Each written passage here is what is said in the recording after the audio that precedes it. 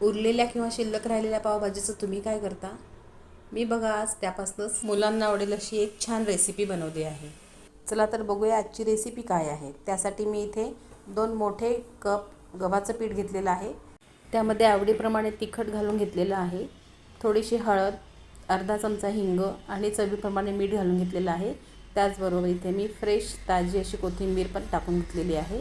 थोडेसे ह्याच्यामध्ये आपण ओवा घालून घ्यायचा आहे आणि कस्तुरी मेथी घालायची आहे.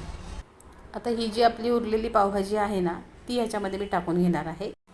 आता पावभाजीमध्ये आपण सर्वच भाज्या शिजवून घेतलेल्या असतात आणि त्यामध्ये सगळे मसाले पण ॲड केलेले असतात. त्यामुळे अर्थातच हा पराठा, पावभाजीचा पराठा आपण बनवणार आहोत. अतिशय पौष्टिक, टेस्टी आणि सॉफ्ट असे पराठे यापासून बनतात. तर आपण त्यासाठी हे पीठ व्यवस्थित भिजवून घेऊया. बघा या पद्धतीने असा गोळा तयार करून घ्यायचा आहे. आता ह्यातूनच आपल्याला हव्या त्या साईजमध्ये आपण एक छोटा गोळा काढून घ्यायचा आहे. बघा या पद्धतीने आणि यापासून आपण एक छानसा पराठा बनवूया. मी थोडंसं सुरुवातीला पीठ लावून घेतलेलं आहे, याला गव्हाचं पीठच लावून घेतलेलं आहे आणि आता हा स्क्वेअर शेपमध्ये आपण बनवणार आहोत. त्यामुळे या पद्धतीने असा पराठा लाटून घ्यायचा आहे. पराठा लाटणं झाल्यानंतर त्यावर आपण साधारण अर्धा चमचा एवढं तेल घालून घ्यायचं आहे. तेल किंवा तूप काहीही वापरू शकतात. त्यावर थोडंसं गव्हाचं पीठ वरतून स्प्रिंकल करायचं आहे. त्याच्यामुळे त्याला छान असे लेयर्स सुटतात. हे बघा या पद्धतीने स्क्वेअर करून घ्यायचं आहे.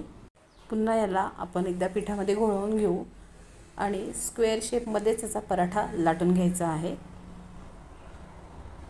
पावभाजीचाच पराठा म्हटलं की मुलं तर आनंदाने खातीलच, पण मोठी माणसंही नक्कीच आवडीने खातील. हे बघा तर आपला पराठा लाटून झालेला आहे. आता आपण हा दोन्ही बाजूने व्यवस्थित भाजून घेऊया.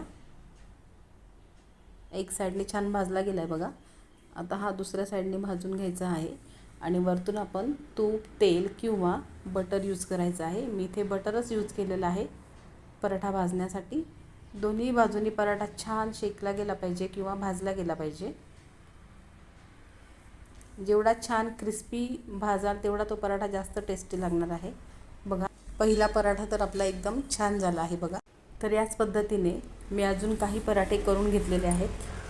या पद्धतीने जर पराठे बनवले ना तर नक्कीच नेक्स्ट टाईम तुम्ही पावभाजी उरेल इतकी जास्ती पावभाजी कराल.